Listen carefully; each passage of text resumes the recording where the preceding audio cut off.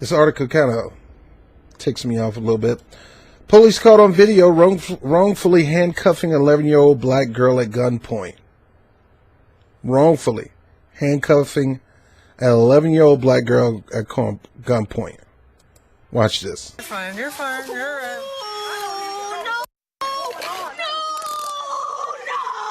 You're not going to jail or anything. Literally physical. I mean, listening to the 11-year-old's response makes my stomach turn. It makes me physically nauseous. To say anything less than that would be insincere. That's video of Grand Rapids police putting an 11-year-old girl in handcuffs, and today, the chief's response to what happened. 24-hour News 8 Sarah Hurwitz is live in Grand Rapids with their reaction. Sarah. Well, good evening, Brian and Marley. So many people who spoke tonight say that they are fed up with the mistreatment of minorities by the Grand Rapids Police Department, saying that the city needs to do something so that these incidents don't continue. But many expressed lack of faith that trust can ever be repaired. On December 6th, my 11-year-old granddaughter was involved in an unfortunate incident with the Grand Rapids Police Department. Public comment started with Elisa Niemeyer, the grandmother of 11-year-old Honesty Hodges. The trauma, she says, is beyond repair. I'm speaking this evening because we must repair relationships between our community and the Grand Rapids Police Department. Unfortunately, my granddaughter has lost her innocence because of this incident, and that is unacceptable. And this long line of others who spoke backed her sentiment. Why are black children not black children? Why are they just others? Because they're getting treated like animals. We have principles in this community, and justice and peace are paramount to those. If we want people to come from the rest of our country, pure Michigan. How about pure Grand Rapids? Many of you who spoke to that, I agree. It was really painful. No child in our community should experience that. None. And we have a lot of work to do. And earlier tonight at a roundtable conversation, I spoke with several pastors in our community who are disgusted by what happened to Hodges and feel problems with police relations starts with training. Probably 15 years ago, I was on one of the pilot teams with the Ministers on Patrol. I don't know if we need to go back to something like that where we did 10 weeks of training with the police. This falls into the hiring mechanism. This falls into cultural competency training. And these are the core issues that we have been, first we were compassionately talking about it. Then we were more vocal. Now we're downright enraged about it. And I did also talk to Mayor Bliss after the meeting. I asked her if the officers involved should be fired. She said that she can't comment on that until the internal investigation is complete. Live in Grand Rapids, Sarah Hurwitz, 24-hour News 8. Now let's get into the story. Local police in Grand Rapids, Michigan recently handcuffed Honesty Hodges, an 11-year-old black girl who had just walked outside her home. She was reportedly held at gunpoint because police said they were looking for a 40-year-old white woman who had been suspected in this stabbing. The questions that many are asking is, how can a young black girl be confused with an older white female? Now look at this picture. Do she look like an older white woman?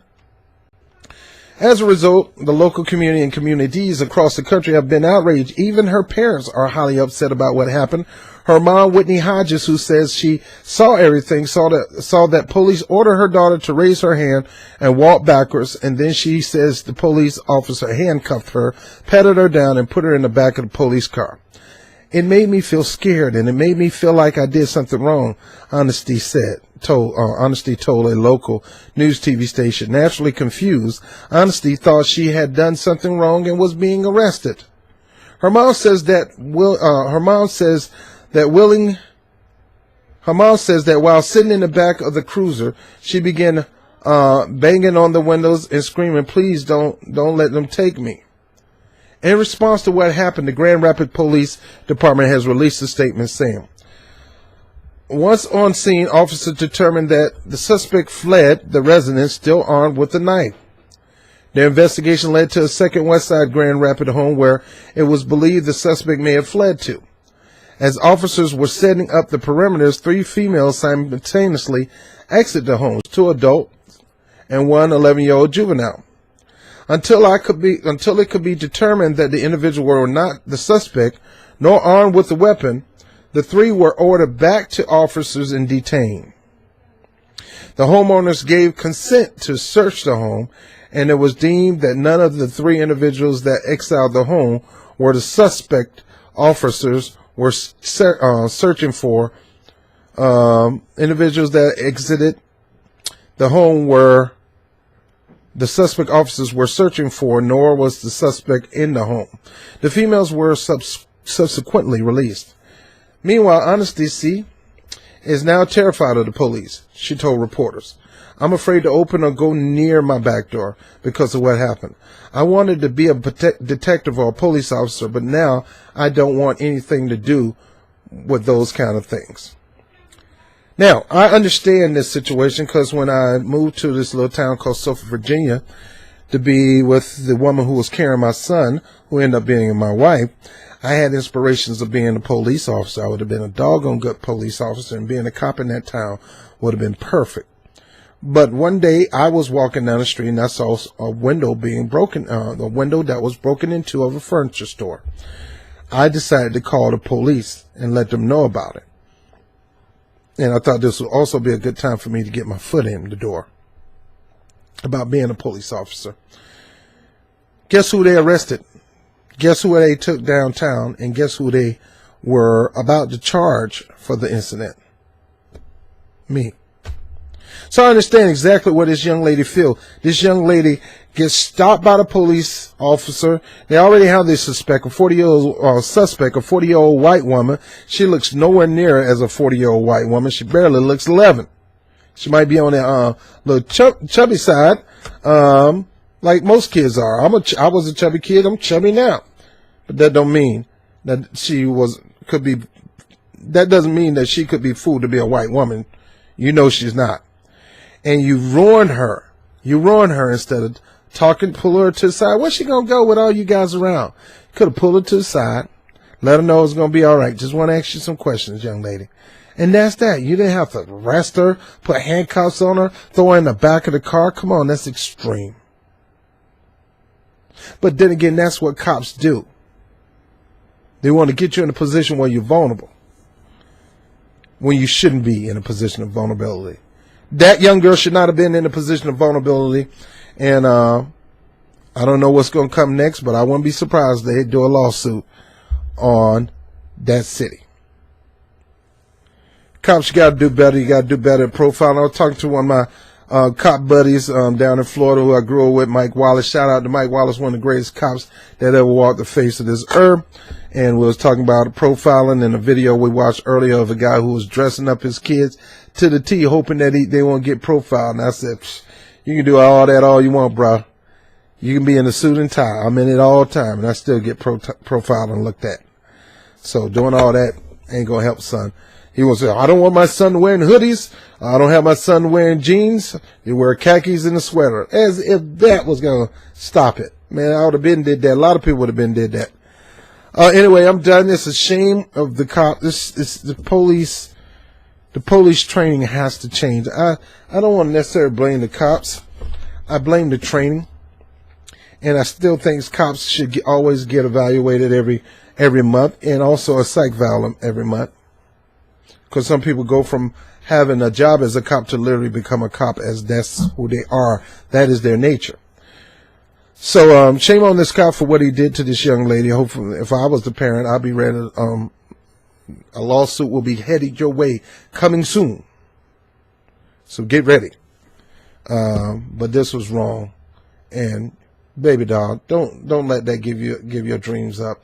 Let that energize you to become more of a detective, more of a cop, and be one that is ethical by the book. Be the difference. Don't stop your dream, baby girl. Don't stop your dream.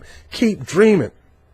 Keep hoping, keep desiring to be a police officer. They need people like you because you know from experience what it's like to be on the other end of domination and oppression. Now you could be on that side and advocate for those who are about to be dominated or oppressed as a police officer. So keep your head up, young lady. Don't stop your dreams because some dumb cops did something dumb. All right. Keep your head up and keep moving, young lady. All right. That's on behalf of Bob TV and on behalf of the Blacker Than Black News Report. That's the name of it. BBN, the Blacker Than Black, BTBN, or Blacker Than Black News Report. I'm Robert Brown with the Blacker Than Black News Report. Talk to you soon. Peace.